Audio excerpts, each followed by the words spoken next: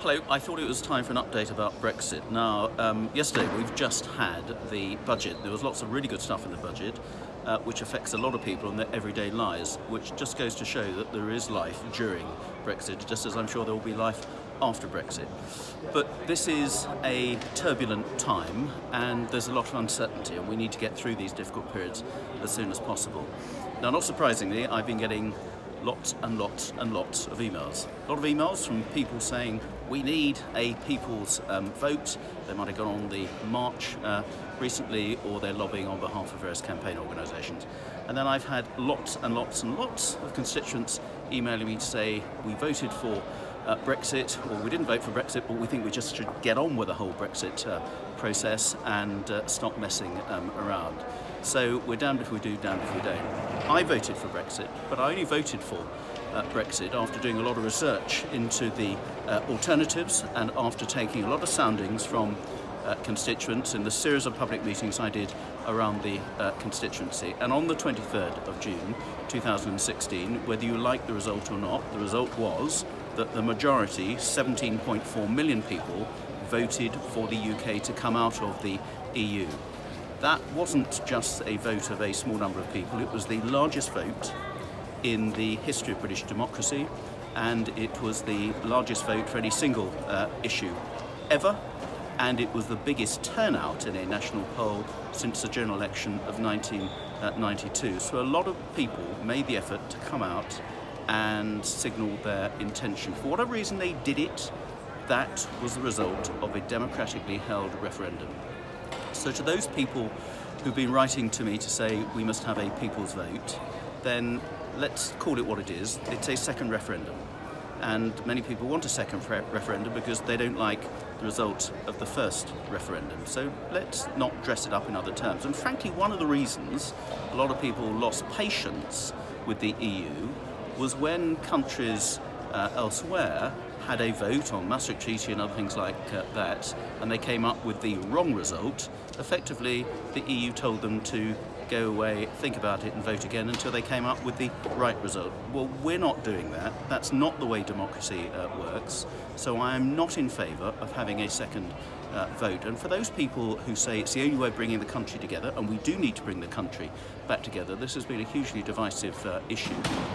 Why they think that having a second vote, which could come up with a different solution, which would effectively tell those 17.4 million people who voted to leave back in 2016 that their vote no longer counts, that's certainly not going to bring people back together. And that's if it were to be a different outcome anyhow, which I don't actually believe it would. I've had far more people writing to me to say, look, I actually voted Remain, but now after the way that the British government's been treated, after the way Theresa May's been treated by the European leaders, then actually I think the right thing would be for us to come out, and I now would like to vote leave, and let's just get on with it.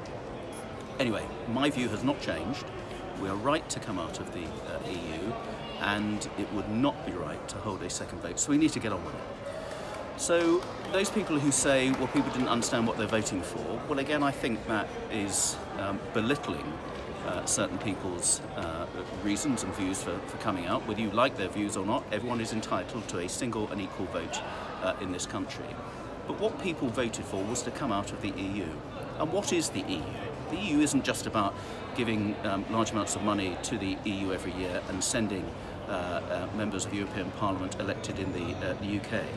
Being a member of the EU means you sign up to a series of commitments. The first of those commitments is that effectively our courts can be trumped by the European Court of Justice. Most people that I speak to want to have a set of laws in this country made by politicians in this place in the Houses of Parliament who are accountable to our electorate, and we know who's making those decisions. We then have those decisions interpreted and put into effect by the courts in this country, going all the way up to the Supreme Court of the United Kingdom. They don't want to be second-guessing or to be trumped by another court, many of whom people don't know who sits on it and how are they accountable. So that's what being in the EU means. The EU also means being part of a customs union. if we're part of a customs union, it means we have to agree the same tariffs on goods coming into the EU, in many cases from developing countries, charged obscenely high tariff levels, particularly on foodstuffs, agricultural produce, clothing and shoes, making it much more expensive for consumers throughout the whole of the EU. And it means also we cannot make our own trade deals. The EU speaks on our behalf. Now, I don't think that's in the best interests of the UK. The UK is a much more multinational, global trading nation than most of our EU partners. The EU spent 9 years trying to get a trading agreement with India.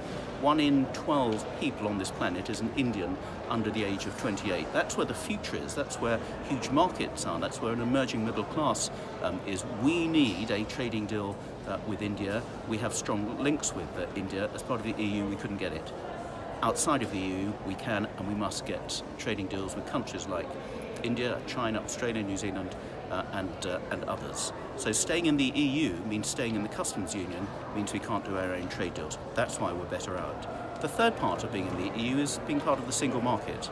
Now, there are many advantages in the single market, and we want to be able to plug into the single market, particularly in trading goods. But actually, the single market has just not worked and has not been developed in services, and 80% of the UK's economy is in services. So actually, we need to do a lot better. But the other thing the single market meant was that you had to agree to free movement of people, that there's no restrictions other than in a few exceptional circumstances we could bring in about people coming from all the other 27 EU countries into the UK. And we want many of those people here. They contribute to our economy and to our culture, to our heritage and to our society. But equally, we want people from other parts of the world who bring great skills and can contribute to the UK being able to come here as well, not treated as second-class citizens to those who happen to be within the EU. So being part of the EU means you cannot control who comes in across your borders from other parts of the EU. That's what being part of the EU meant, and that's what people wanted to see change, and that's why the majority of people, a narrow majority, but certainly a strong majority in my constituency, that's why they voted to leave. So it's going to happen, it has got to happen if the democratic process is to mean anything.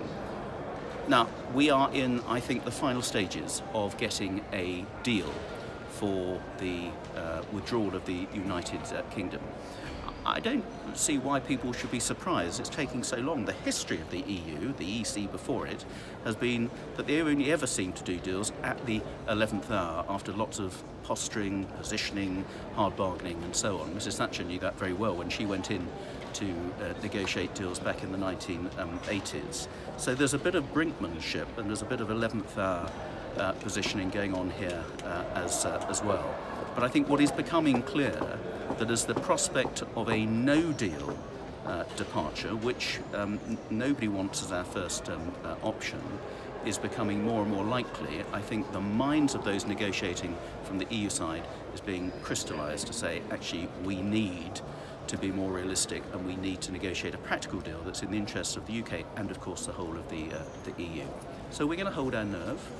We need to support the negotiations that the Prime Minister is leading with the help from other ministers and civil servants, and we need to stand up for Britain. As the Prime Minister said recently, we have done about 95% of the work. There's been a lot of heavy lifting of all the technical details that need to be resolved. They can be resolved, it just needs some work and it needs some goodwill and determination to do it. But there are some large ticket items, and particularly the whole business of Northern Ireland and the Northern Irish border. I think that is solvable. It wasn't a big issue that was talked about at length during the referendum campaign itself. With some goodwill from the EU and some practical suggestions, as many of my colleagues have put forward, I think we can crack that one as well. So to all those people who've written to me saying we need to get on with it, I agree. To all those people who've written to me worried that there may be some sellout, that Brexit is not actually going to happen, and certainly Brexit as most people understand it, I say be patient.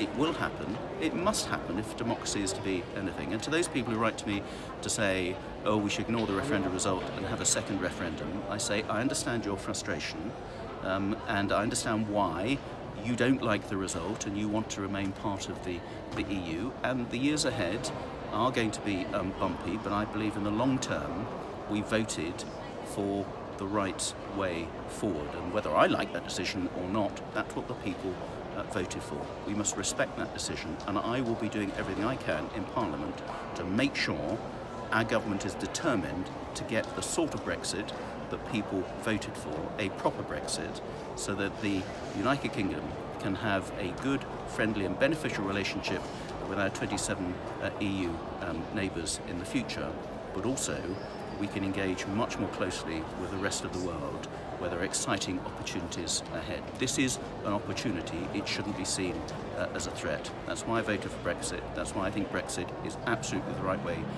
to go, despite the bumpiness of the road, and frankly it could have been a little less bumpy, but we are going in the right direction.